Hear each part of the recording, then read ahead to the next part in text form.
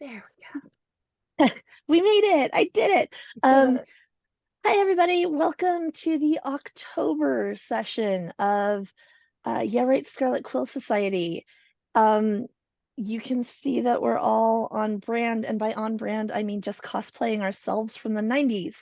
Um, I am so excited to welcome horror writers Shannon Barber and Marianne Kirby to be with us. And I want to do a little housekeeping before we jump in this month. Number one, I want to give y'all content warning.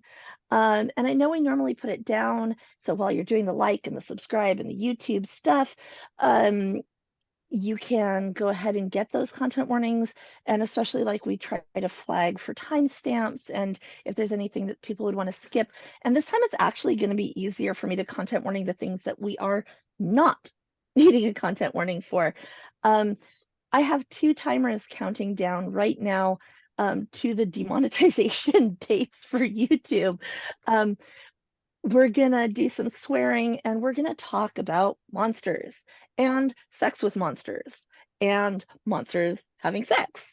And I can't say the F word yet because the timer hasn't run down, but we're definitely gonna be saying that. So we're gonna be swearing. We're gonna be talking about all kinds of freaky shit. Um, that's not a bad word as far as YouTube's concerned. I win. Yeah. And really, it's the there's like the mild, the PG words, and then there's like the R-rated words. And as long as I stay out of the R-rated words for the next 10 seconds, I can make it. I can make it. Um, we're gonna be okay. So we're not gonna have jump scares. Nobody's gonna leap out. We're not gonna go all Halloween themed. We're not gonna have like visual gore and blood on the channel, although we're certainly gonna talk about it. I can't imagine that we wouldn't talk about it. Also, all monsters are over the age of 18. If you are not over the age of 18, whether or not you are a monster, I'm supposed to tell you to click over and watch something user friendly. I know it wouldn't have worked on me, but you've been warned. Um, and now I can say monster fuckers because that's what we're talking about this week is monster fuckers. And before we jump into the actual nasty part of our show, I am going to use the remaining time that's left on my other timer to do our land acknowledgement here at Yeah Right. And two of us, Shannon and I, are both in the Pacific Northwest. And we're both in cities that are not specifically like, oh, there was a village here at one point and we colonized it. It's confluences of waterways and trade lands. So in the areas where we are, it is the past and present and future home of many indigenous peoples, including the Multnomah, the Wasco, the Cowlitz, Kathlamet, and Clackamas, the bands of Chinook, the Tualatin, Kalapuya, the Malala, Confederated Tribes of the Grand Ronde, and the Coast Salish people. Um, Marianne is on the other coast, and so I am not as familiar with the pronunciations of the tribes on the East Coast as I am on the West Coast. I'm going to do my best, and I really apologize if there are any Nacotchtank or Piscataway people listening. Please correct me on your pronunciation. I'm so sorry, but that's where we are. And as part of our land acknowledgement, Yeah Right makes a donation to the Naya the Naya Family Center, because a land acknowledgement without action is, frankly, it's colonizer bragging. So Naya provides culturally specific programs and services that guide people in the direction of personal success through cultural balance and empowerment with a culturally and trauma-informed framework. And we think that that is a great place to put our money. If you're watching this and you've got a little to spare, especially as we move into the US and Canada Thanksgiving season, consider making a donation if you've got something to spare. Um, and with that, and we are probably going to be safe if we talk a little bit about our projects. Um, let's talk about monster fucking, but first let's talk about who y'all are. Does somebody want to go first? Anybody? Right. Marianne, you go first. Yeah, Okay, called I will out. go first. My name is Marianne Kirby. I am a horror writer and fat liberationist. I have written a lot of things on the internet over the years about how awesome fat bodies are. And I also write horror. I have a couple of novels out, alternate history zombie situations. There's some making out with zombies in one of them too, a little tiny bit. And then I have a book called Lessons from the Fatosphere with Kate Harding that came out a long time ago now, because I'm ancient. And if We'll you get you a are, walker. yeah, if you are struggling with your relationship with your body, I am biased. I think it's a good place to start sort of thinking about those topics as well. And we got your And, socials for our thing, right? I And your am the website. Rotund My boss is everywhere. nodding. Okay. Yeah. I'm on Blue Sky. I am the Rotunda on TikTok because of a very embarrassing story about my own forgetfulness. Awesome. Barely there though, but so the Rotund, because that, right? It's funny. It's funny. Shannon, is that a good enough? Alright. Got a breathing space? All right, so I'm Shannon Barber. I am a writer. I write horror. I write all kinds of stuff. I have known Marianne for so long. We have worked together. I highly recommend Lessons from the Fatosphere, y'all. Get it, get it. Right now, I'm not doing a lot of publishing. You can find my work on Patreon. I have an ongoing um, single universe, multi-story urban fantasy going on about a little Black lesbian witch named Dayu. And it's kind of an experiment where you, the reader, get to kind of sit on my shoulder while I'm figuring out how I'm doing what I'm doing. And I talk a little bit about process, and you get to see in the notes where I really screw up and I'm screaming at myself. And I'm publishing a lot of free stuff on my website. It is shannonbarber.com. You can read some essays, some horror. You might read something really, really filthy and really enjoy it. I Oops. always enjoy it. I do always enjoy it. Even when I don't think I'm gonna enjoy it, I'm like, that's not my kink. Oh, That's maybe it like is the my best. kink. That's the best. You know what? That's my favorite thing when somebody tells me, that made me really uncomfortable and I really liked it. That's my favorite thing. Like if you're uncomfortable and you get a little pants tingle, yeah. Right. All right, so let's jump in with both feet. Speaking of visuals we didn't need. Um, monsters.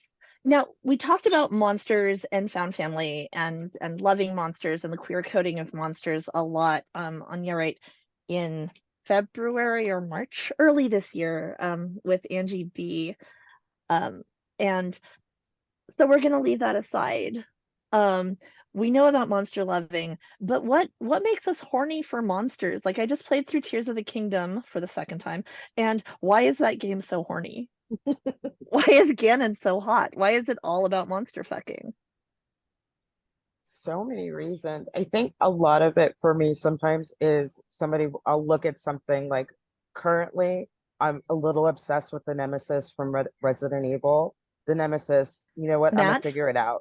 Yes. Yes. Yeah. Like, Yeah. I just rewatched that and I'm like, oh, yeah, yeah. I think it's, that line between, it's so dangerous and you absolutely know what you're gonna get. People look at you, you say, oh, that monster's hot, and they're like, it's gonna tear you apart.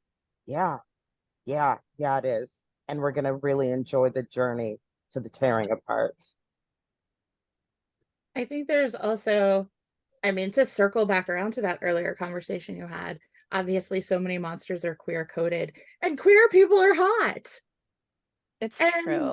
queer people like give me horny feelings, and it doesn't matter if it's like a person or a monster. Like there is something in the queer coding that I am like, that's my particular flavor. Right, because like I especially our also, generation, who's your first crush and why was it Disney's Robin Hood?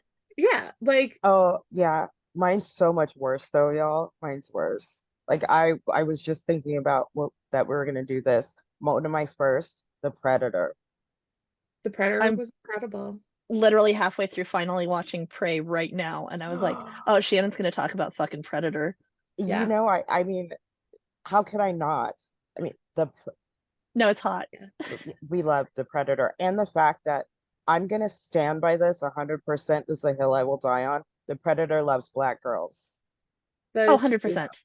We've Yeah. all seen AVP. Yeah. I mean, Yeah. we know. I know. Everyone knows. It's Yeah. I think I'm there is really something also about like the overwhelming nature of monsters, right? Mhm. Like we talk so much in like, I don't know, kink community basically about like the appeal of power differential and power dynamic and power exchange and that sort of thing. And monster fucking absolutely feeds into that. And 100%. then if you are also thinking about how people who are, you know, socially coded as women, for whatever that means, are told so often to be ashamed of any sort of like sexual attraction, that sort of thing, that that overwhelming power fantasy is real delicious sometimes. Hmm. Hmm. Yeah, I And see as a that in like writer, Omega verse fic too, right? yeah, Oh my yeah, god, for all the sure, time. for All sure. that they And can't help it. yeah, Yeah. So yeah. you don't have to feel guilty about it. You don't have to feel bad about, Mm, okay, well, I'm this monster is gonna do what it's gonna do. I might as well enjoy Yeah. the ride.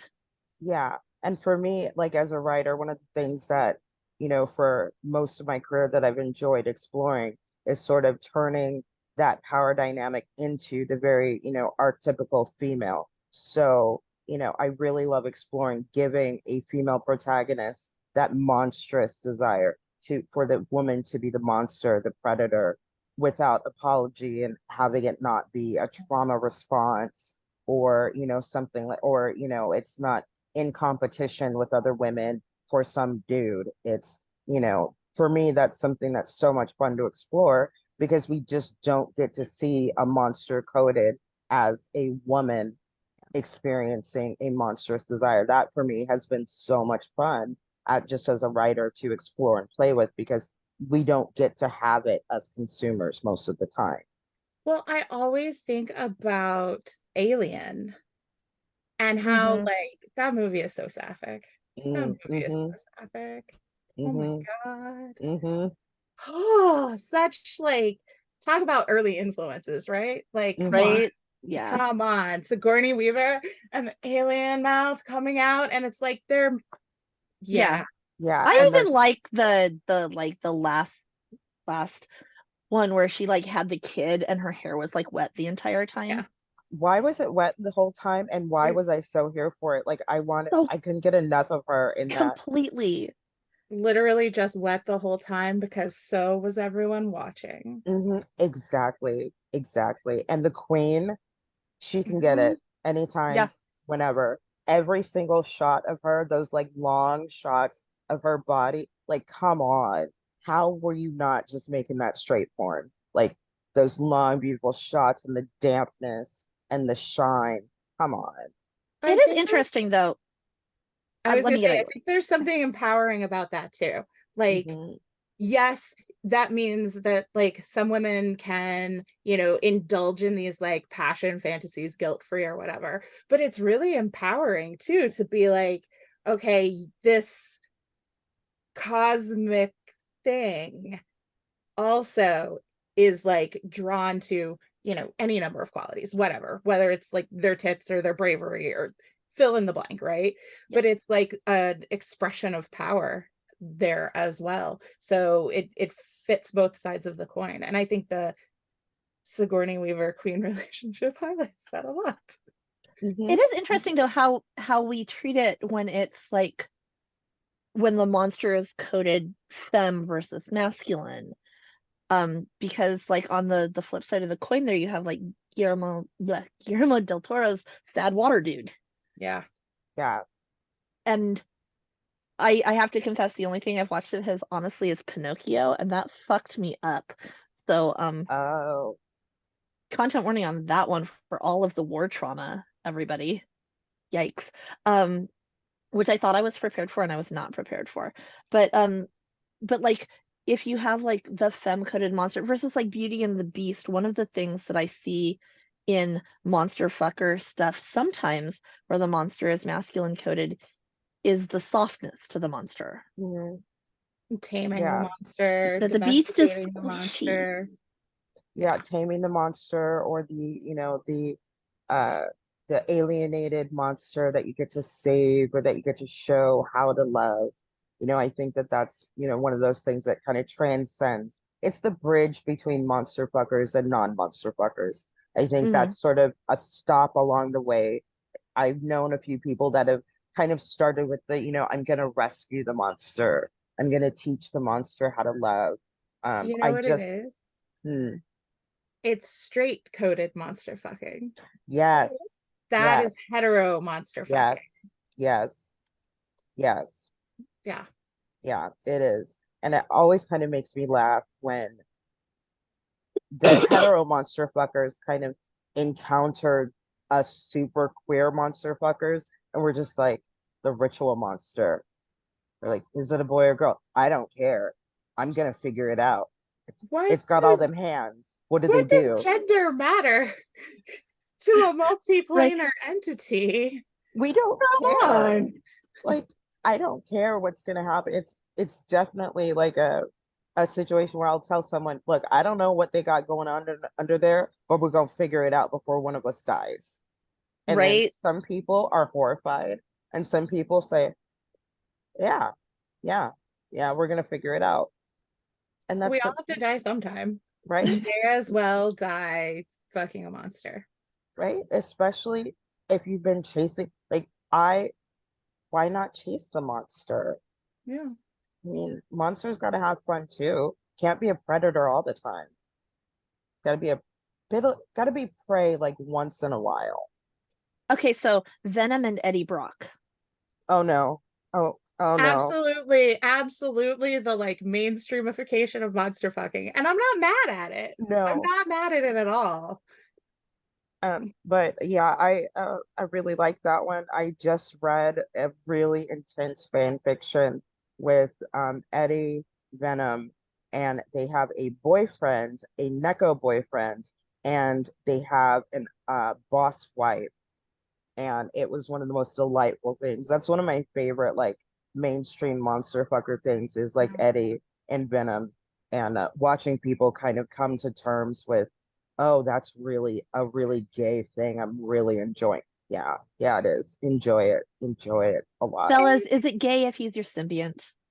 Yes, It's still very. gay. But what I love about the like, I don't know, the whole thing there is that like Eddie Brock is like, these are my healthy relationship boundaries. And Venom is like, well, okay, I guess. But it's still like an interdimensional monster. Like it's still a Yes. pile of goo, right? Like Venom is not domesticated. No. Venom is not domesticated, right? And it is still like a working functional relationship for the most part with like someone who is still genuinely a monster, right? Like there is no like, I don't know, like He's not Venom is still trying. beyond comprehension. Right? And my favorite thing about it is almost always the way that they bicker. Just when they translated that to the film really well. It's like from the comics, that was one of my favorite things. It's just the way that they argue. And then when I got to see it, we all know I love Tom Hardy, but like watching them bicker and poor Venom, I cannot. No, you can't. Like that, I absolutely love that. I feel like if you were gonna be dating a monster, that would be just the conversation that you would be having in the car on the way to Target. Baby, you can't be eating people in the store. We can't get kicked out of here. I feel like that's the best representation of like being in a relationship with a monster. We This is kind of absolutely how I, have to buy toilet paper before you eat another person. it's 100% how I imagine Shannon's relationships go, though. Sometimes, yeah, yeah. I mean, people that know me have probably said, please don't do that. Don't say that. Why did you say that? Don't do that. And then I'm innocent. You're an interdimensional being and you cannot be held responsible Right. for how It's not feral my you are. fault. It's not my fault. The earth it doesn't, things should just go my way sometimes. It cannot Okay, contain. So does a monster have to have a sense of humor before you can fuck? No. I think a monster has to have a sense of humor before you can have a long-term semi-healthy relationship. But I require that of any relationship partner. You don't have to have a sense of humor to fuck, though. Not at Mm-mm. all. Mm-mm. No, no. It's whether or not you're going to call that monster in the morning, I guess. Yes and no. I think it depends on the monster because some monsters you're gonna hit it and quit it because Yeah, if you do it one more time, something bad's gonna happen. Or you might like it more than you should, and then something even worse is gonna happen. that's true. Yeah. And then sometimes you really just got to put it on the most evil that you find, enjoy it for the evil it is, and keep it pushing. Because I I also love the bad monsters. Those are always my favorites. Are the ones that are just going to fucking destroy everything they see, and I'm next in line. I'm next. I got next. My parents, when I was a little kid, were very concerned. They were like, Marianne loves the Grinch and Oscar the Grouch, and she only likes the like bad characters. What are we gonna do? And I mean, the answer is you're gonna have a big fat queer Right, like kid. right. Mhm. Like baby queer experience, 10 out of 10. Yeah. 10 out of Yes. 10, you know? And I think I don't know, I think sometimes we start young. So yeah, like I like the really bad ones too sometimes. And Hmm. Hmm. And I don't want them to be good. That always irritates me. Sometimes start watching a movie and you're like, ooh, the monster's not, there's a little monster fuckery happening. Stop making them try to be good. Leave them alone. Let them fly. Let them be the bad, evil forces of destruction they are. Leave them alone. That bugs me. who like what monster do you think of as like emblematic of that? Like who is the poster monster for just let them be bad instead of trying to like make them be good? Oh no. Oh, that's a really good question. You I'm can think gonna about it from say probably any kaiju. oh yeah. Godzilla, like Yeah. leave them alone. Let them Wait, stomp shit out. are Leave them kaiju alone. bad though? Like Well, inherently? in the Because context I of feel just like like humans, contextually, they're just trying to get from point A to point B. right? But like humans make everything that doesn't want to help bad. You know what I mean? Like I feel like Godzilla gets to a point where he's like with the other kaiju, don't touch my fucking puppy, and then destroys everything, which I love. But like, I don't leave him alone. Like, don't Right? put him Like, on an island or I think of so many like giant kaiju situations, or even King Kong falls into this, right? Where it's our own fucking fault because we've encroached on Mhm, established territory. It's like mhm, how people get mad at bears for going through their trash. right? And it's like, well, if you didn't live in grizzly bear neighborhood yeah. and Mhm, fuck up all of grizzly bear everything else, they would leave you alone. So I always think about that too. So I don't know that they're inherently like bad, but I see the framing, right? Like we perceive mhm. their actions as bad. Okay, kaiju smash or pass. Who's the most fuckable kaiju? Um, give me a Mm. Muto. Those are those big iron ones, Yeah, and the the female has like the really pretty, like this is so nerdy. There's a video somewhere on YouTube that literally analyzes the roars of all the kaiju, and those it's are the so ones cool. from the new Godzilla where Godzilla's barely in it, right? Hmm. Is the Yeah, big insect yeah, ones? they're Yeah. like the big, like metal, spidery looking ones, Yeah. and And their they lay eggs and roars. stuff. Yeah. Yeah, and they Yeah. lay eggs. I've The Yeah, eggs. I could be I've their only seen girlfriend. pictures and they're amazing. They're They're great. beautiful. They're amazing. Hmm. Marianne. Hmm. I'm I think there I for gotta that. go old school and just go with Godzilla. Like that's that's the classic, right? Hmm. That's And Yeah. of course, Predator, of course, is on my Predator counts as a kaiju. I don't care. Okay. It's got a big personality. Yeah, right? Short Big, king. We stand a short king. the Um, little one of the group. right? if we're talking like if we're talking like any bad monster, that's so like, and not just kaiju, that's such a broad category. Oh, why did I ask this question? Okay, let's narrow it I didn't down. think about that one. Scaly or furry? Hmm. Incomprehensible skinless horrors are scaly. Humanoid skin things are furry I guess it for the depends purposes on of my this mood. category. Definitely depends on my mood. So if we're going humanoid, it's always going to be the nemesis, predator.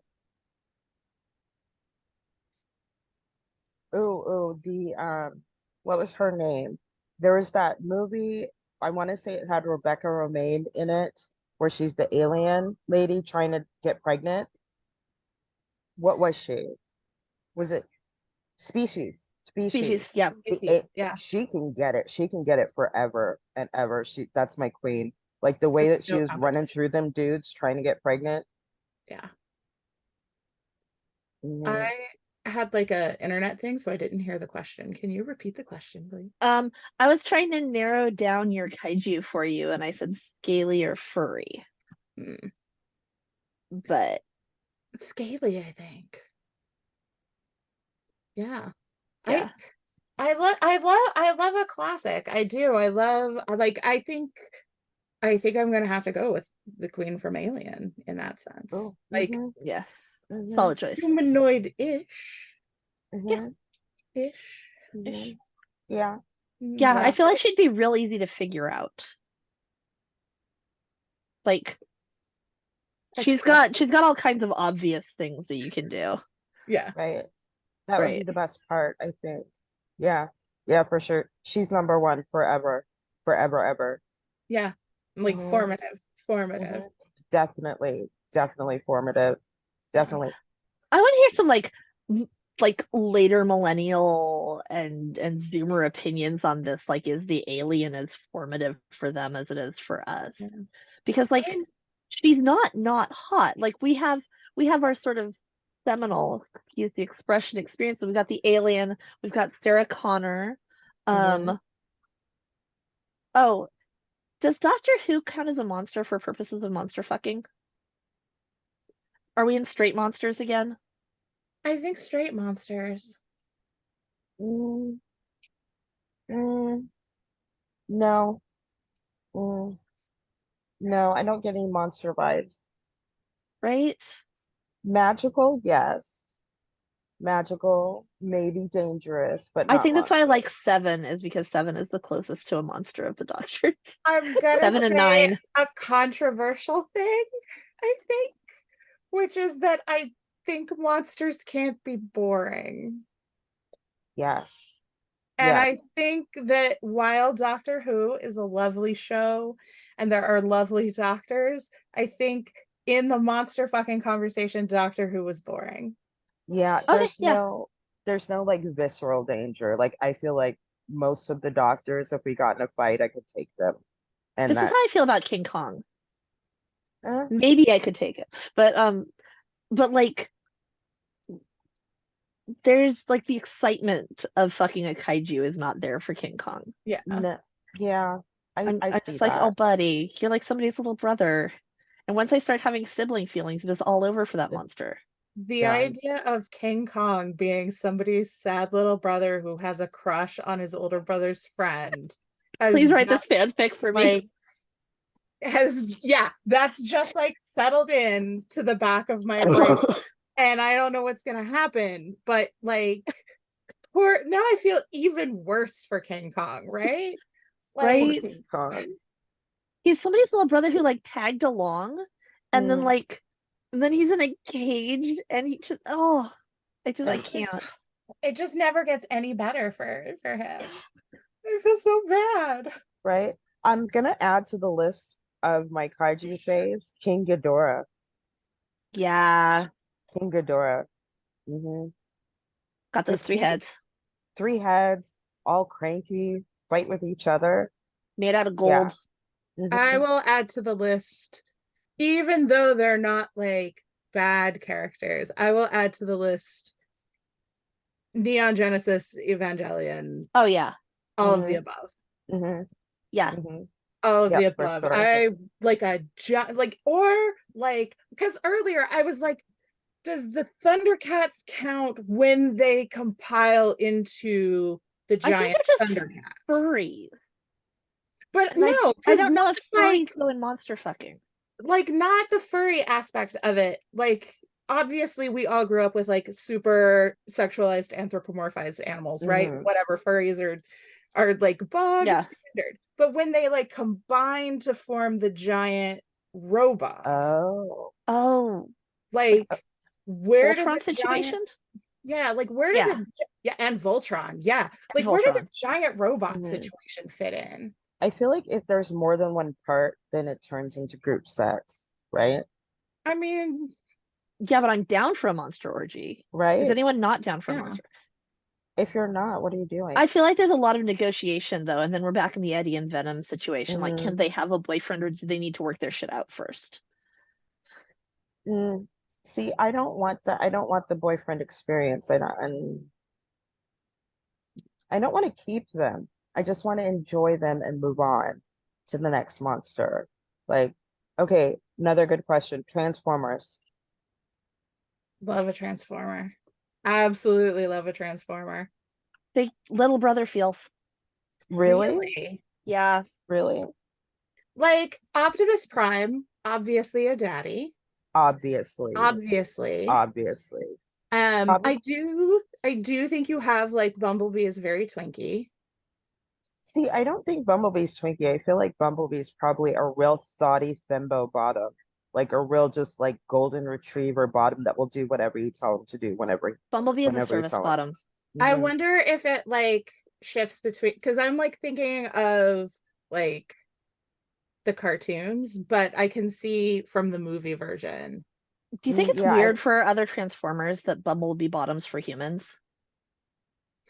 it's probably super kink, kind of like Klingon cuddle dungeon. It's probably Yeah. like Yeah. edge play for them, for sure. Klingons? Oh, Klingon Cuddle Are Dungeon. not monsters. No, How's the but aliens? Like, I was gonna say, where do aliens fit on this? And like, where Where's the is line? the line? I Because don't know. Klingons, part of the Federation, part Right. of our, well, depending on which era of Star Trek you're into, Hmm. but part of our like bridge crew. And yet I feel like Cardassians fall firmly into the monster fucking category. Absolutely. That's because Absolutely. they're assholes. But Okay, can a Cardassian get it? Is the question, Oh yeah, like yeah, Gul Dukat, 1000%. right? yeah. You got it every single day. No, I'd Hmm. climb it and then I'd climb right over its corpse and keep going. Hmm. Yeah. Hmm. Yeah. Hmm. Yeah, And that tracks. like, does that make Bashir a monster fucker? Absolutely, he is. He's a monster fucker and a slut. Yeah. Yes, I yes. can't with Bashir. He's just like he's Wish brand Simon Tam. Oh, that's so mean. It is mean, especially because it's the other way around. I was gonna say, I think the chronology on that is real fucked. Just They're just the say same it. character, and I don't like either one of them. I Yeah. don't mind Bashir. Simon Tam, like I got irritated with a lot of stuff on He's that just show. Bashir but hot.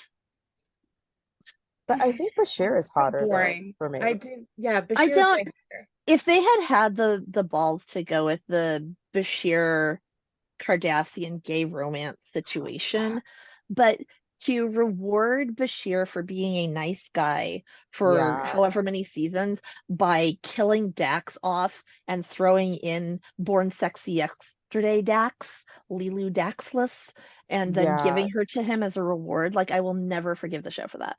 No, that was terrible. They should not have done that. Zero He and forgiveness. Is Dax a monster? yes, absolutely. Yes. But I Yeah. think Dax is a monster personality and we'll say species wise, because Dax is an asshole. I love Dax, but yep, Yeah. Dax is a Yeah. monster for sure, for sure, for sure. Is Odo can get it it Odo can get forever. it. is it Odo. yeah, Odo is. But Odo's not a monster. I don't know. Can I be think though. Odo is a monster because of the shape shifting. The shape shifting and the attitude, like Because remember when you kind of strip away him trying to mask and I was gonna say, masking and figuring it out, um, he's a our motherfucker. autistic coded monster buddy. Yep. Yep. Odo, as far as like that universe of monsters go, Odo's gonna be my number one forever. Also, you could tell him whatever to do, and if he likes you, he's gonna do it because he's bad True. daddy. He's bad daddy outside and bad baby inside. I do think that's true, actually. Sure. I think Odo would be a lot of fun. Mhm. yeah. Well, he did lose his virginity to that one lady, and they were at it for like 3 days in his room. So Mhm. we can extrapolate from that. Does that make just to hit my other like top tiers from the Star Trek universe that I can think of right this second?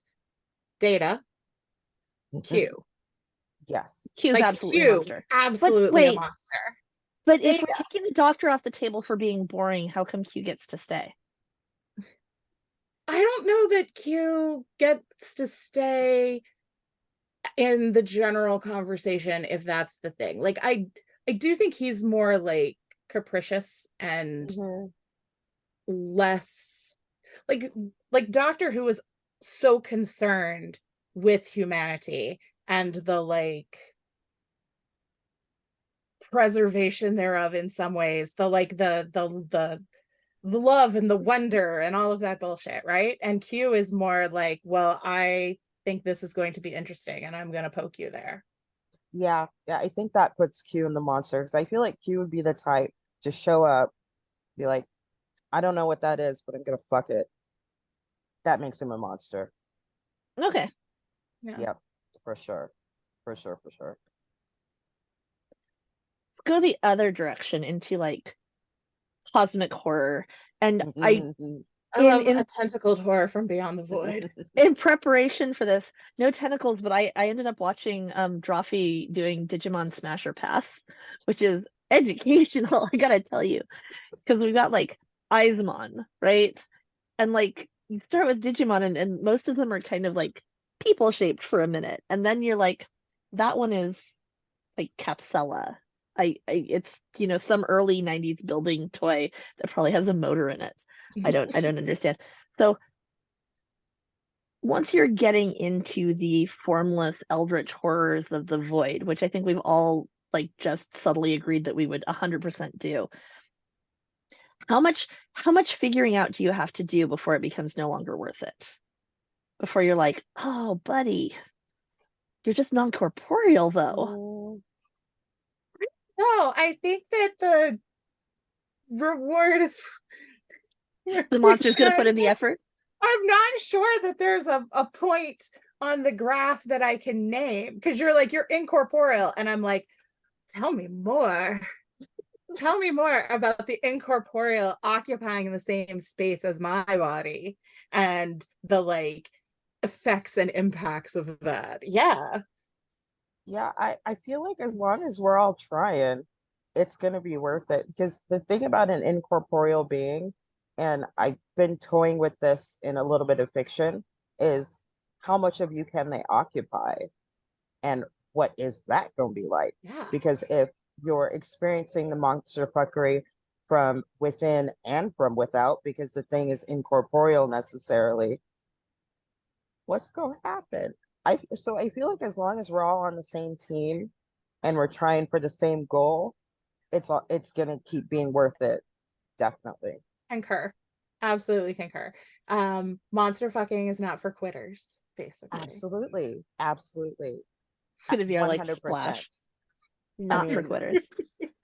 Unless someone has Mortal Kombated out my spine, like we're not dead.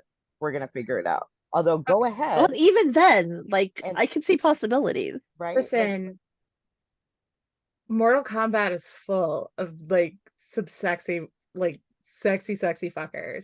Scorpion? Come on. on. Come on. Anytime any of them are like, get over here, I'm like, "Don't tell me twice." Yes, sir. Okay. All right. And I Yeah. experienced that like in the arcade at the mall. Mm-hmm. Mm-hmm. Yeah. Yeah. Yeah. A few of those finishing moves. Yeah, okay. Yeah. Oh, oh, oh, my spine. Oh, my spine. Okay, sure.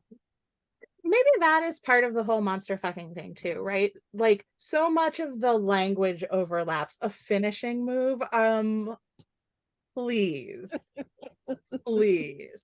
And Right. maybe that says something about the way that like violence and sex um inhabit so many overlapping spheres. One of the things I like to sort of think about as a writer is the ways in which comedy and horror often evoke the same physiological response, right? Mhm. With Mm-hmm. comedy, you get to like release that tension, and in horror, you generally don't. So horror is like edging. Um, Yeah. but like so many of those physiological responses are also tied to arousal. And Mm-hmm. I don't want to say it's like crossed wires because that makes it sound like a mistake or like something is wrong and you have to rewire the circuit or whatever. I think it's just an alternate wiring job, right? Yes. To associate that feeling of terror with that feeling of arousal at the same time. Like it's the same. Yep. Same, same. That's one of my favorite themes to kind of explore in fiction, even when I'm not doing like something really smutty, because of the things that I think that most people reading a story will understand, it's the physical arousal of either sex or terror. The breaking out of sweat along the neck, the like tingle in your spine, the way that you might kind of like your thighs might tense up when you're a little frightened or The startled. raising of the hairs on the back of your neck, the Yeah, like, and mhm. yeah, the and pounding I of your heart, all of that shit. Yes, yes. And I think with monster fuckers, a lot of the time, I think a lot of us will see that and not necessarily need it to be linked to sort of that hetero romance. Their eyes met across, I think that people that enjoy monster fuckery tend to um not necessarily have to have that sort of cis hetero, viewpoint of this boy and girl meet and boy and girl make eyes and boy and girl fuck. I think that a lot of monster fuckers, the pathway to monster fucking came because they got bored with that in their entertainment and their fiction. And now we're all here. Do you think? Because I am just sort of starting to think about this, right? Do you think that some of this is like signposting that monster fucking is the inevitable outcome of sex positivity, right? Because like Well, one of the things with that whole like hetero framework of like eyes locking and whatever is that sexual pleasure is the like justifiable reward for the emotional connection, mm-hmm, right? And that's why so much porn that's marketed to women is like relationshipy and whatever. And it's what you see with like the sort of like anti-sex movement that's going mm-hmm. on right now, right? You should only Yeah, ever fuck your soulmate, that kind of thing. yeah, yeah, for sure. But I'm once you're away from that and you are focused on those like bodily responses and you're like, wow, Mm-hmm, when that like hulking monster, when the oh, shit, when the big daddies in BioShock show up and wreck right. shit down, and you're like, why is that attractive to me? I really like that. Yeah, I think it is. I mean, I just so I've written smut for since the 90s. And one of the things that I've seen through the industry that I think monster fucking definitely parallels is I've read a couple of newer of the spicy romance books, and it's the gray guy, right? It's the gray moral guy, the guy that's a complete fucking asshole. It's the bad biker. And one of these books, literally like 3 scenes in, they're having butt sex. And this girl's thinking about how much she hates this dude while she's enjoying it, and thinking about that, and then thinking about when I first started looking into attempting to write romance, that was so strictly forbidden. Like you could not ever go with the bad guy. You could not end up with the bad guy. You couldn't fuck the bad guy. Well, And also watching, nobody in the 90s in romance had butts. That right? Like what was happening changed. then? Like, Yeah. and looking back, it's really funny. Like I remember trying to read some of that, I was reading the Anne Rice and everything. I'm like, oh,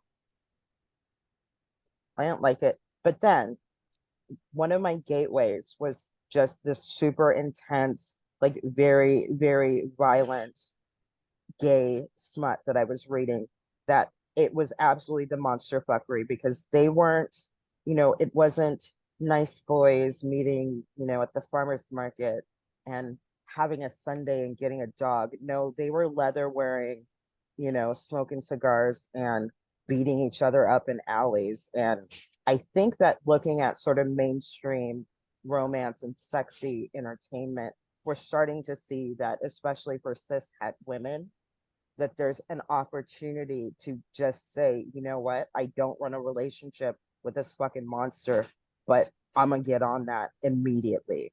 And it's really interesting to me to watch and sort of watch.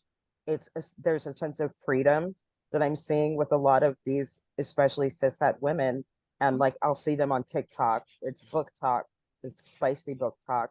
And, you know, like I've been reposting all of these like beefy, shirtless masks, wearing Sid masks and Michael Myers masks, and like watching, like, we're experienced monster fuckers. Like we've gone beyond these scream masks, but like watching other people kind of head down this path has been really entertaining to me, because I think that monster fuckery is definitely kind of moving fiction along in a way that allows for people to kind of expand how they view sexuality and emotionality and romance in itself. And I think it's really fun, and I'm really here for it. Can I pause you guys for just a second so I can re-pin all of us? I'm so Yes. sorry, my computer completely shut down. Thank you for keeping going without me. I'm gonna re-add our spotlights here. I feel like we could continue this conversation for a really long time. Ever. What you were saying, Shannon, makes me think of this tag on AO3, consenticles. Mm-hmm. And that's so stinking cute. Isn't it? So cute. But also it's like part of the like exploration of consensual non-con, right? Or dub-con. Yeah. Like it's usually involving stories where somebody is like playing at non-con, or where things are sketchy because it is in fact a tentacle monster from beyond the void. Right. But it's allowing gray area that we weren't able to talk about in public as much. Yeah, for sure. Right. Like, It's yeah. very like there's a bulletin board over here on Usenet, and we're all going to be real quiet about it. But every now and then you were having a conversation, and like a term from that bulletin board would like slip out, and the person, like one of the people in the circle at the party, would look at you and go, oh, I know what you've been reading. Yeah, for like when I sure. say that one clownfish fic. I love that fic so much. Zero No regret. hesitation. We were earlier this year, Rowan and I and a whole bunch of other people were at a wedding in New York, and I was like, I'll tell y'all about this clownfish fic. That's the best thing I've ever read, is as far as fic goes. It's so good though. It's in the Avengers fandom. If you're the author and you see this, A+ clownfish fic, and I think it might be the only fic on AO3 with the clownfish tag, but it's Omega verse nominally, but using clownfish biology and possibilities to do the things. And so well handled. And so I love that. I love, like, I enjoy writing like different kind of monstery things. Currently I've been really into writing some different shapeshifters. I've been writing a real fucked up Neko story. I can't write anything nice. I wanted to write like a really nice, like, buddy father daughter, guy adopts a little Neko father daughter buddy thing. Oh no, it's turning into fucking cosmic horror. But the thing that I love though is I've been reading some of those stories, and I love when people are incorporating like the animal biology with the human psychology without necessarily turning it into just plain, oh, look, a kitty slave girl. I love that more, There's especially are getting those details. I've been running around in AO3 looking at stuff Also, like like, that. have people met cats? I do not understand the kitty slave girl thing because it breaks it for me because honestly, like speaking of monster fucking, like the monster has to be a monster. Like you have to let a cat girl be a cat. Hmm. And not just in a twee way where she maybe like Hmm. licks her ears once in a while, but in an I am going to bring you a bloody corpse and leave it across the foot of your bed, dripping nasty guts all over your legs. Good morning, daddy. This is Exactly. only tangentially related to monster fucking unless you consider the Winter Soldier a monster. There Mhm. is a fic, 100% I he's a will have to monster. find it and send it to you, where he is essentially given to a handler for the weekend, and the handler commands him to be a cat. And he throws up in his boots, and like it's amazing. It's amazing That's because he like takes that a lot more literally than this man intended, because Yes. obviously this man was yes. thinking he Yes. was going to get like a cat boy or whatever. And that is Yeah. not what happens. And it's great. So And I will send you that link once I You have check to it down. send. I love that so much. That's like that I think is one of the great things about sort of monster fuckery, escaping, fandom Mhm. and escaping.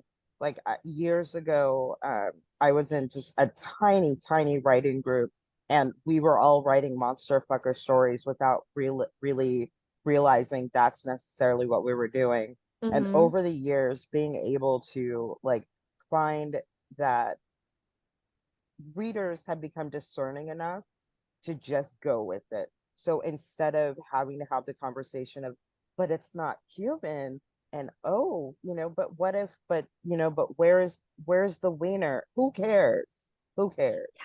Like, I love this monster. I don't know what's happening. We're gonna figure out how to make it happen. And that's been so much fun to me for the past few years. Do you think Monsters Inc. is also slightly responsible? Yes, probably. Because like we have grown up now with like, I mean, John Goodman can get it, right? And so like Yes. Monsters Inc. Mhm. very good. I feel like, I yeah, and like if we look back, like a got lot it. of my favorite shows as a kid, all the shows that I was watching G.I. Joe. Who was I hot for? Cobra, Cobra was Gem and the very Holograms. Gem and the Stormer is Holograms. way the hottest thing on that So show. I have this Shipwreck figure in part because Shipwreck, like in there was this extended sequence where Shipwreck was like, I guess, captured by Cobra and on some drugs, and one of the like visions or whatever that was used to control him was that the like girl with the gills that he was in love with was able Yeah. to like wear a bubble and be in like a Mhm. relationship with him. But I'm like, Shipwreck, totally a monster fucker. That girl, that those gills Yeah. were no, like, Yeah, were that's no not casual.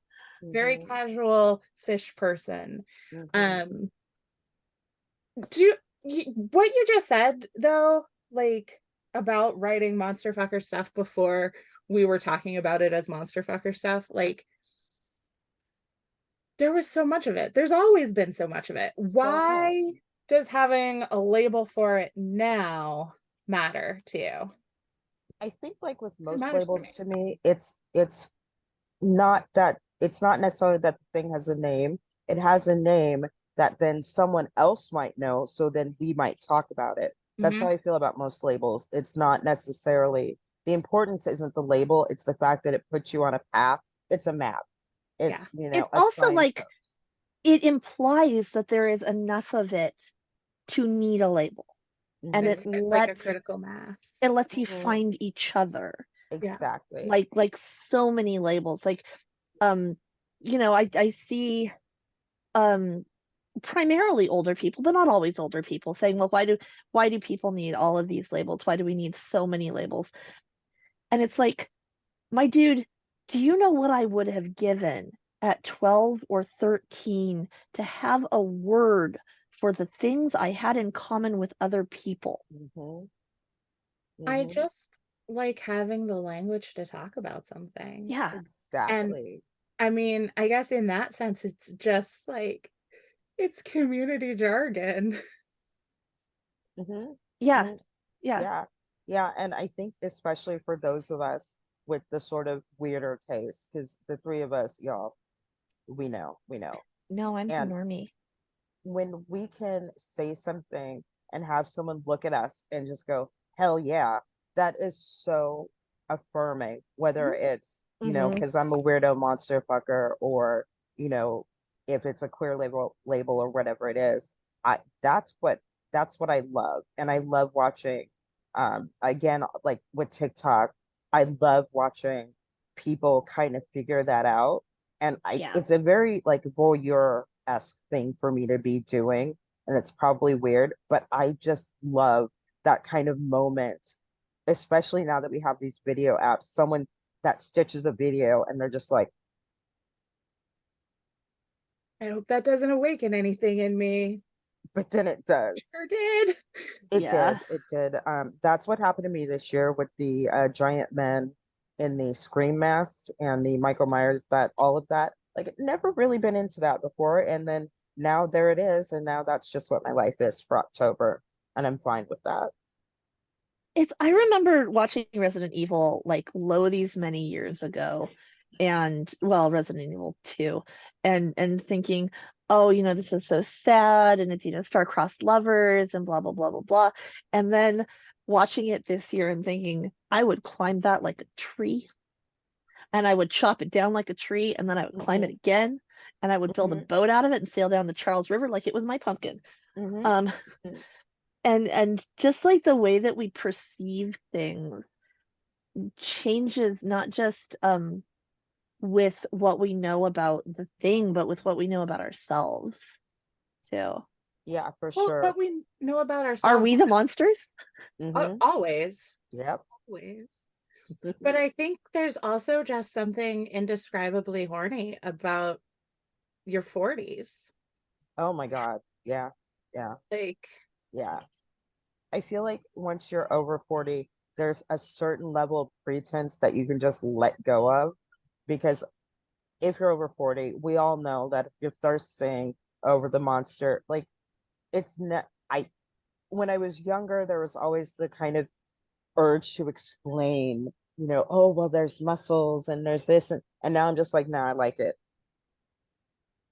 At some point in your 30s or 40s, kids, you will feel that last fuck leave your body. I have And lots of fucks to give. It's just I I a different reallocate my time. existing fucks. I Yeah. don't have any more. I I'm have out. three. I have three left. I move them around. Yeah. I have three, but two of them are off 6 days out of 7. So it's really just the one that's fighting for its life, Only and one is on shift at any given time. only one. And that one has makes minimum wage and doesn't give a shit. So it's a struggle. Definitely. I I think some of it is not giving a shit, and I think some of it too is just like, okay, so one of the things I will never fucking like I intellectually understand it. I Mhm. will never internally understand it, is why older men are so obsessed with teenage girls, right? Like the experiential gap there. I'm just like, how do you not see a child, right? And the older I get, the more I'm just like, monsters are interesting. Right? Mhm. Monsters have had Weird. experiences. Yeah. They have Monsters have had experiences. There's something new. Like a middle-aged white man is a middle-aged white man. So often. Like I feel real bad right now. I'm sorry, but they're so interchangeable. So many of them are so interchangeable. And that's my problem with like all of the like Hollywood hot men as well, right? Like Oh yeah. they're all the same. And Yeah. that doesn't make them bad, but it does, once you have seen enough of them, there are make only so many them Chris's. even more attractive. I've never Right. seen that before. What's that like? Hmm. Yeah, for sure. And like for me, I think especially when it's looking at like human monsters or the more human looking monsters. It's I'm always just I prefer them not to look like children. Like I don't Never. necessarily Yeah. want them to look like, action figures. Give me some spikes and some like make it interesting, make it look like a challenge. Like, And we're back to Predator, which Yeah. has well, I traveled. mean, It has a lot of mhm, different experiences. It has a lot of things to talk about. It doesn't mhm, just go someplace and kill everything. It goes someplace and it studies the things. Well, do you mhm, think it is because a lot of these monsters present as more complete people than many mhm. men Yeah, do? Like yeah, we for Yeah, they have a know sure. lot of complexity. they've got trauma, they've got their experiences, they've got their own goals, they've got a completely different set of like worldview and cultural viewpoints. Yeah, And Like, like the thing that they're doing to work out their trauma isn't maybe healthy, but it's understandable. And right. at least it's not, getting really worked up over a football team and buying a new car. Yeah, yeah. And I think that with a lot of the monsters as well, as scary as they can be, because definitely part of it is feeling like prey, right? But if you're an AFAB person, you felt like prey your whole life. But in the context of monsters, they're not hunting you because you're an AFAB person. And I think that makes a big difference with AFAB monster fuckers is that when a lot of us are lusting after these monsters that will in fact rip our heads off and shove them up our ass, it's not because we have a vagina. It's But at not least they're actually like because treating us like people. yeah. Yeah. exactly like it's not the type of terror that we have to live with day to day. And then the other part of that, of course, is that it's exciting. Like, what if instead of ripping my head off, the monster wants to blow my back out? Like, And at what least it's not like a mundane terror, right? And nobody's going to exactly? gaslight you about it. If Hmm. Jason Voorhees is coming after, well, okay, Jason, you're going to get gaslit about. But like, if the predator is after you and people are dropping dead, nobody's going to be Hmm. like, well, shouldn't we give him another chance? Hmm. I Are mean, you he's got a lot sure of you should be potential. wearing that armor? Is that the right armor to be wearing outside? Are you sure? Like, you don't I get did you that. did you do anything that would make the predator think that you're prey? I'm thinking about serial killers right now and how like if you like once like when a serial killer is active in an area, right? And they've Hmm. established their profile. If you fit that profile, you're not supposed to like go anywhere or do anything because if you do, it's your own fault, Hmm. Hmm. right? Hmm. Like it's not your fault if oh God, even like super stereotypical shit, right? Like it's not your fault if a hungry vampire is like, "Hey, I'm a hungry vampire and you're a convenient Right? bag of blood." Hmm. It's not your fault if, a ravening werewolf happens to fall upon you in a bloodlust. Hmm. Um, Hmm. Yeah, yeah.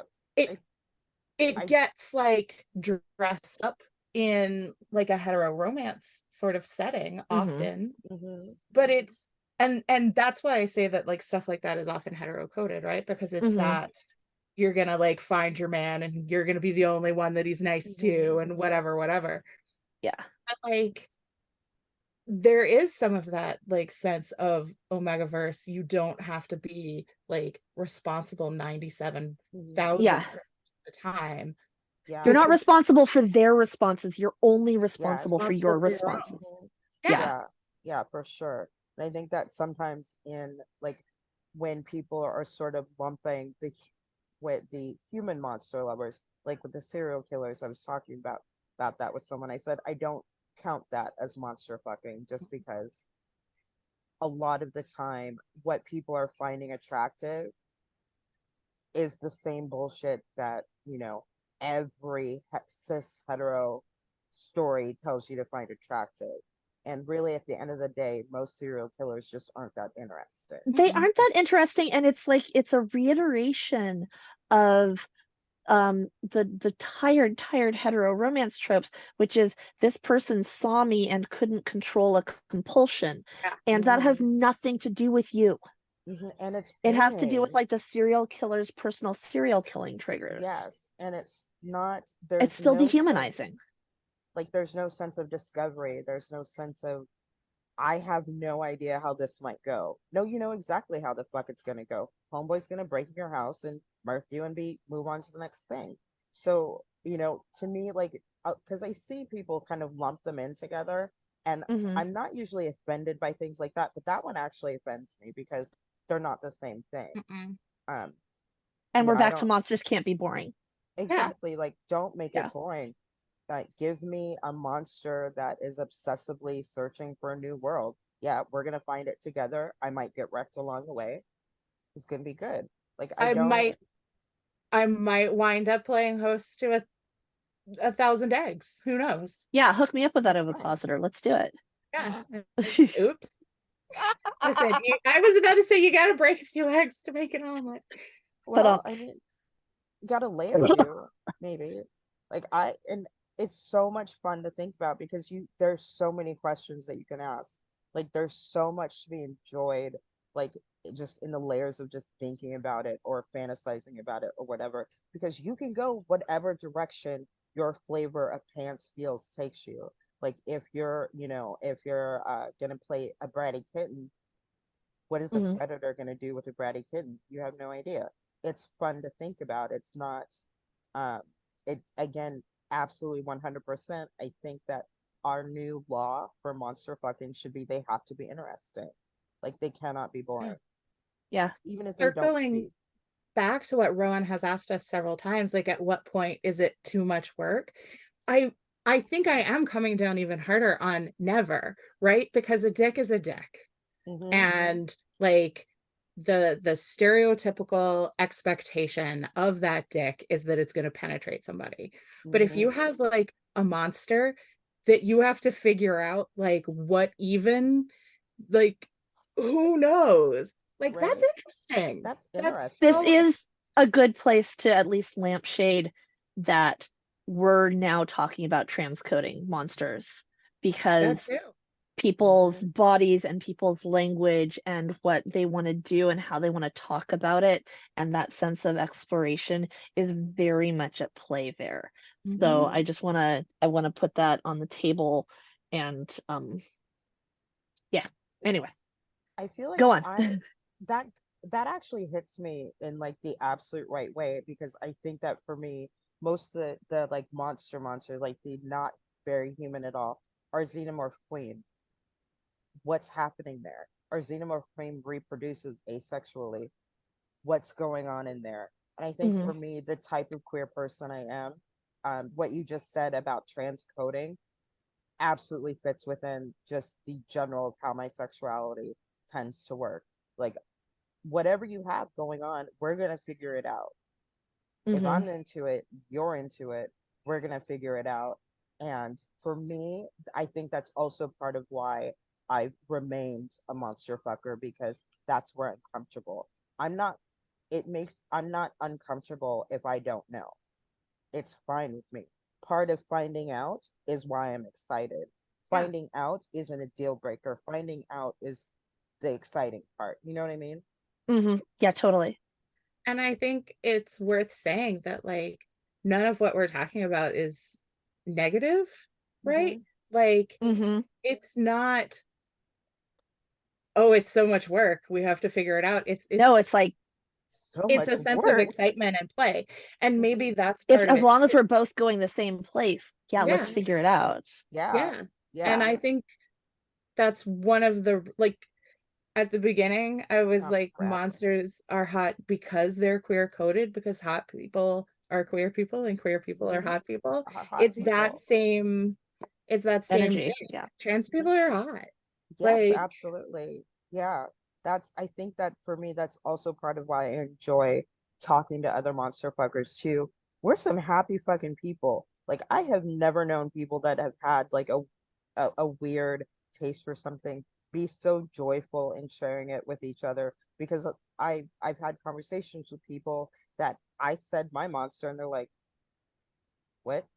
And then they say their monster and I'm like, what? But then we say why we like the monster, and like, yeah. mhm.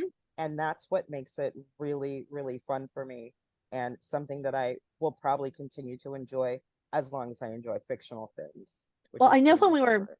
when we were talking about this panel first, and I think Shannon, I think that was a you and me conversation. Was like, what if we did monster fuckers? Can we do that? Can we get away with doing that? How much fun is it? And then like I knew that I wanted Marianne to come in with us. And like, but it was just like putting this whole thing together has been such a joyful process and such a process of exploration. You know, how do we do this?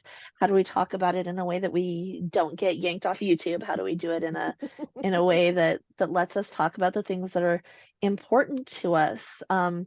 About queerness, about transness, about journeys of exploration, and about that dripping thing that comes out of the xenomorph queen's mouth. And then there's another one in there. And right.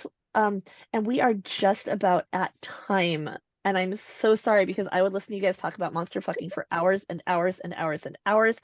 But I have had the time from you that you promised me. Does anybody want to say anything about their favorite monster, their favorite people, anything before we go? Did we not get to anything that anybody wanted to talk about? Queer people are my favorite people, whether they're monsters or not. Yeah. I think, yeah, and absolutely. queerness in terms of the distance from normality rather than who you want to bang. Yeah. Like queer it all the way up. And And that's, if you want yeah. to be a monster, if you want to be a monster, I'm talking to you. Hi, internet. You want to be a monster, be a fucking monster. Be the best fucking monster you can be. Be a monster that somebody wants to fuck. It's gonna be great. You don't have to be afraid. Like, Yeah. you don't have to There's somebody for every necessarily- monster. Exactly. If you're a 10-tentacled weirdo that's got astigmatism and a stutter, somebody's gonna be into it. Like, and Yeah, don't I'm be like, call afraid, me. Okay, Hey. right? yeah. Like, But also You've got our socials. there's a monster, you know, somebody's into every monster, but like for those of us who have been made to feel monstrous all our lives, like that's beautiful. That's beautiful. mhm. Yep, absolutely, 100%. I am gonna end it on that note, and we will see you next month, monsters.